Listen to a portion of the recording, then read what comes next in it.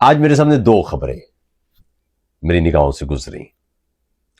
اچھا آپ پھر کہیں گے جی کہ وہ عاطف بھائی آپ پھر ذاکر نائک پہ بات کر رہے ہیں، لیکن میں آپ کو بتاؤں یہ دو خبریں ہیں. میں کوئی زیادہ تبصرہ بھی نہیں کرنا چاہتا کیونکہ آپ لوگوں کے سامنے ہیں حالات، لیکن یہ دو خبریں ہیں، ان دو خبروں کو سنیے آپ اور دیکھیں کہ کیا ہو رہا ہے. یعنی آپ یہ دیکھیں کہ آپ کوئی سچویشن یا کسی منظر کو اگر آپ اس منظر کا حصہ بن کے دیکھیں تو ظاہر ہے وہ منظر مختلف لگتا ہے، لیکن ان منظر سے ذرا باہر نکل کے اوپر سے دیکھیں تو وہ منظر بالکل مختلف منظر ہوتا ہے.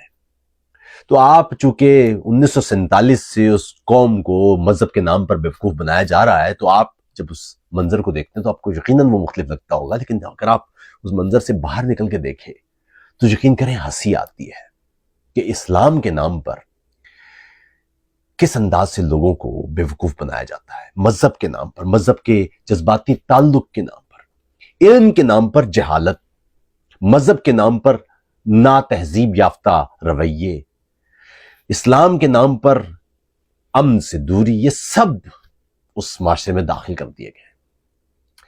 دنیا کا کوئی بھی معاشرہ کوئی پرفیکٹ معاشرہ نہیں ہے، کوئی احسن معاشرہ نہیں ہے. ہر معاشرے میں ترقی اور نمو اس کا راستہ کھلا ہوا ہے، لیکن جمود تو نہ ہو.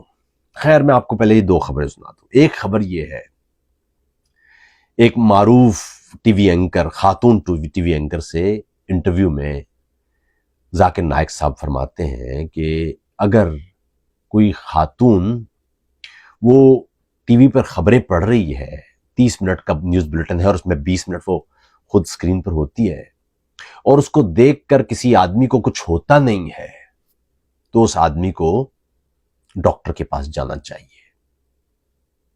یعنی آپ سڑک پر کسی خاتون کو دیکھیں گے تو آپ کو کچھ ہونا چاہیے، آپ کسی عورت کی طرف نگاہ ڈالیں گے تو آپ کو کچھ ہونا چاہیے، چلتی پھرتی کسی خاتون کو دیکھیں گے تو آپ کو کچھ ہونا چاہیے. یعنی جو انسانی تہذیب نے آپ کو جذبات سکھائے ہیں ان کی کوئی ویلیو نہیں ہے. جو جبلی انسان کی، جانوروں والی انسان کی ایک جبلت ہے، وہ اس کی وہ غالباً ترویج فرما رہے ہیں پاکستان آ کے، پاکستان کے معاشرے میں ہم لوگوں سے، ہماری بہنوں اور بیٹیوں سے بات کرتے ہوئے. اس سے آپ اندازہ لگائیے کہ ہم کہاں ہیں. دوسری طرف خبر تھی آج کہ سائنسدانوں نے دیکھا ہے کہ پچھلے 300 ملین سالوں میں جو وائی کروموسوم ہے اس میں کمی جانچی ہے. اس کا مطلب یہ ہے کہ اگلے 11 ملین سال بعد وائی کروموسوم اسی انداز سے اگر یہ ڈیگریڈیشن چلتی رہی تو ختم ہو جائے گا. اس کا مطلب ہے کہ اگلے 11 ملین برس بعد کوئی نر بچے گا ہی نہیں، صرف ایکس کروموسومز ہوں گے. یاد رکھیے گا کہ جو مادہ ہے اس میں ایکس کروموسومز ہوتے ہیں اور جو نر ہیں ان میں ایکس وائی کروموسومز ہوتے ہیں. مثال کے طور پر انسانوں میں کروموسومز کے 23 پیئرز ہوتے ہیں، 23 جوڑے ہوتے ہیں، جن میں سے 23 میں سے جو یعنی 23 جو جوڑے ہیں ان میں 23 آپ کو والدہ کی طرف سے، 23 آپ کو والد کی طرف سے ملتے ہیں. جو والدہ کی طرف سے ملتے ہیں وہ ایکس ہے، جو والد کی طرف سے ملتے ہیں وہ ایکس بھی ہو سکتے ہیں اور وائی بھی ہو سکتے ہیں. اگر وہ والد کی طرف سے آپ کو ایکس ملتا ہے تو ایکس کی صورت میں آپ خاتون ہوں گے. اگر آپ کو والد کی طرف سے وائی ملتا ہے تو ایکس وائی کی صورت میں آپ نر ہوں گے. یہ ہے کہانی. لیکن اگر یہ ایکس کروموسوم ہے اور وائی کروموسوم ختم ہو جاتے ہیں تو کیا ہوگا؟ پھر صرف ایکس ہوں گے. اس کا مطلب ہے کہ دنیا میں صرف مادہ ہوگی، یعنی فیمیل ہوں گی، میل نہیں ہوں گے. اس کو ذرا اور تھوڑا سا باریکی سے دیکھیں کیونکہ بڑی باریک بات ہے. بات یہ ہے کہ سائنسدانوں کا کہنا یہ ہے کہ 300 ملین سال پہلے سے لے کے اور آج تک جو ڈیگریڈیشن ہو رہی ہے وائی کروموسوم کی وہ کچھ یوں ہے کہ ایکس کروموسوم اس وقت جو ہے اس میں پروٹین بنانے والے جو جینز ہیں وہ 900 تھے، وہ آج بھی 900 ہے. لیکن جو وائی میں وہ جو جینز تھے وہ تھے تو 900، لیکن اب وہ صرف 50 سے 100 کے درمیان رہ گئے ہیں. اور اگر اسی طرح یہ معاملہ چلتا رہا اور وہ اب جو جینز ہیں وہ کم ہوتے چلے گئے تو وہ ایکس باقی بچے گا، وائے بچ نہیں سکے گا۔ اس کا مطلب کیا ہے؟ اس کا مطلب یہ ہے کہ دنیا یہاں اس معاملے پر سوچ رہی ہے کہ آج سے 11 ملین سال بعد کیا ہونے والا ہے۔ وہ ایکس وائی کروموسومز کو تو ایک طرف رکھ دیجئے، لیکن دنیا کی سوچ دیکھیے، دنیا کیا سوچ رہی ہے۔ ہر روز سائنس کے شعبے میں، تحقیق کے شعبے میں نئی نئی انوویشنز ہو رہی ہیں۔ میں چونکہ سائنس کا طالب علم ہوں، مجھے سائنس پڑھنا اچھا لگتا ہے، میں دنیا بھر میں سائنس کی جتنی بھی ڈیولپمنٹس ہوتی ہیں، نئے جریدے آتے ہیں، ریسرچز ہوتی ہیں، میں پڑھتا ہوں، مجھے اچھا لگتا ہے جانچنا کائنات کے علم کو، کائنات کی سرگوشیوں کو سننا، محسوس کرنا اپنی کم علمی اور لا علمی کو، مجھے اچھا لگتا ہے۔ لیکن اہم بات دیکھیں کہ ایک طرف ایک معاشرہ ہے جو بنیادی کائناتی علم سے اتنا دور ہے، اور اس سے بھی زیادہ خوفناک بات یہ ہے کہ اسے علم سے یہ دوری مذہب کے نام پر دی جا رہی ہے، اور مذہب بھی وہ جس کی بنیاد پہلا لفظ اقرا تھا، پڑھ، یعنی جس مذہب کی بنیاد اقرا تھا، یعنی علم البیان، اس مذہب کے ماننے والوں کو آپ نے جہالت کے اندھیروں میں پھینک دیا ہے، کہ ان کو بتایا جا رہا ہے کہ اگر آپ کو راستے میں چلتی ہوئی کوئی خاتون نظر آ رہی ہے تو آپ کو کچھ ہونا چاہیے، اگر آپ کو نہیں ہو رہا ہے تو آپ ڈاکٹر کے پاس جائیں۔ یقین کریں یورپ میں اگر کسی چلتی پھرتی خاتون، کسی بھی راہ چلتی خاتون کو دیکھ کے مجھے کچھ ہو رہا ہو تو مجھے کہا جائے گا کہ بھائی اگر آپ کو ایسا کچھ ہو رہا ہے تو ڈاکٹر کے پاس جائیں، کیونکہ ایک نارمل آدمی کو تو یہ نہیں ہونا چاہیے۔ اور اگر ٹی وی کو دیکھ کے کچھ ہو اور میں کسی کو بتاؤں کہ یار میں ٹی وی میں کسی خاتون کو دیکھتا ہوں تو مجھے کچھ ہوتا ہے، وہ کہیں گے صاحب آپ پاگل خانے جائیں، ڈاکٹر کے بس کی بات تو نہیں ہے یہ۔ اب یہ دیکھیے کہ کس انداز کی دماغی غلاظت ہے، کس انداز کا جنسی گھٹن اور تعفن ہے یہ۔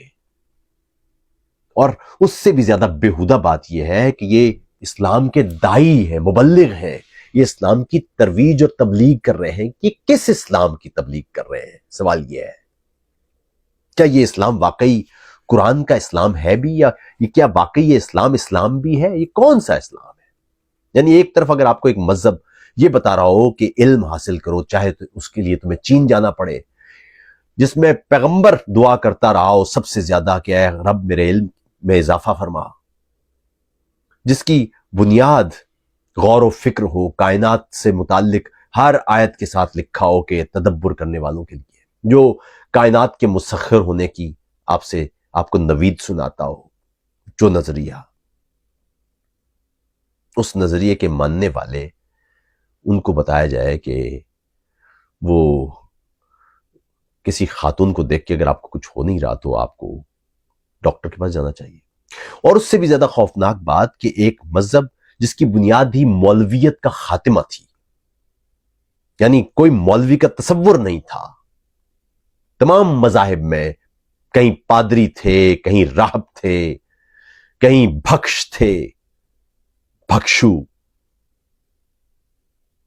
لیکن یہاں کوئی رکھا نہیں گیا تھا پیسے لے کر مذہبی رسومات ادا کرنے والے۔ یہ انہوں نے نہ صرف یہ کہ انہوں نے اپنا وجود پیدا کر لیا، بلکہ انہوں نے اپنا اسلام بھی پیدا کر لیا۔ یہ اسلام جو آپ دیکھ رہے ہیں، یہ اسلام قرآن کا اسلام تو نہیں ہے، یہ تو مولوی کا اسلام ہے۔ اور پھر اس سے زیادہ خوفناک بات یہ ہے کہ جو بہادر لوگ ہوتے ہیں نا، جو واقعی نظریاتی لوگ ہوتے ہیں، جب بھی کوئی تیر ان کو اپنے نظریے کی طرف آتا ہوا نظر آتا ہے تو وہ اپنا سینہ آگے کر لیتے ہیں۔ وہ کہتے ہیں صاحب مسئلہ نظریے میں نہیں، ہم میں ہے۔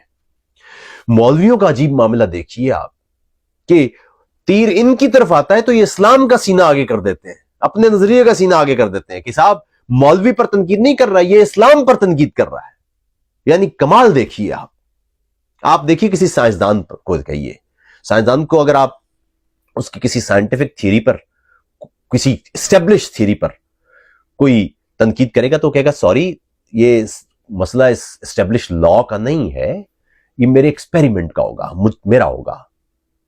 یعنی اگر آپ یہ کہیں کہ نہیں جناب اس ایکسپیریمنٹ سے تو تھرمو ڈائنامکس کا قانون غلط ثابت ہو رہا ہے، تو وہ کہے گا نہیں، تھرمو ڈائنامکس کا قانون غلط نہیں ہے بھائی، یہ ایکسپیریمنٹ ہم جو کر رہے ہیں اس میں غلطی ہے، اس میں کوئی آلودگی آ گئی ہے۔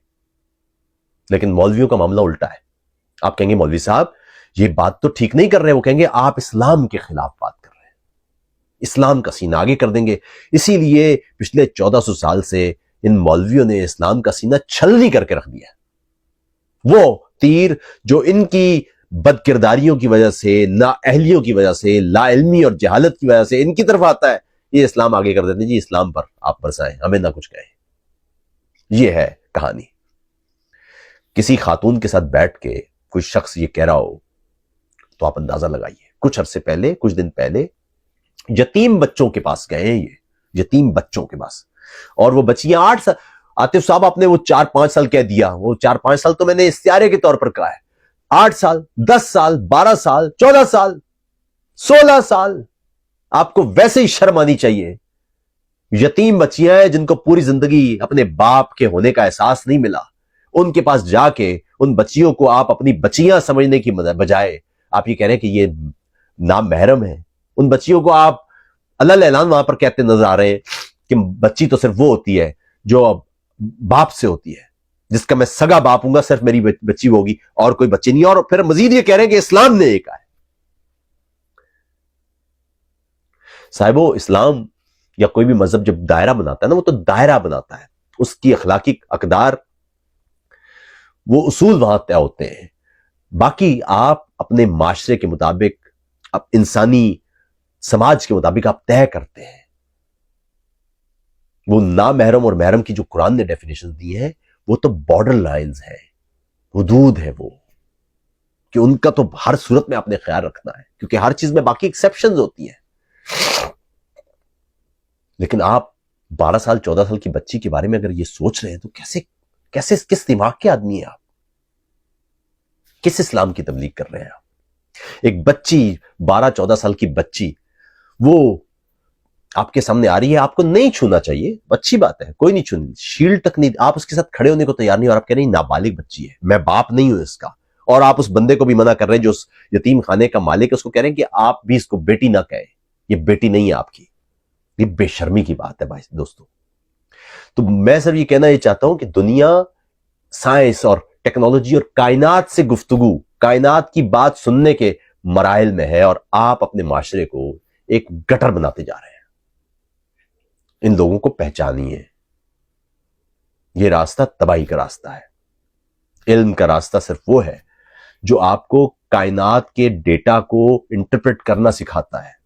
یقین کیجئے کہ یہاں یورپ میں سائنسی لیبارٹریوں میں گو کے سوال تو نہیں ہے کہ خدا ہے یا نہیں ہے، لیکن سنجیدہ بحث صدیوں سے جاری ہے، علمی بحث۔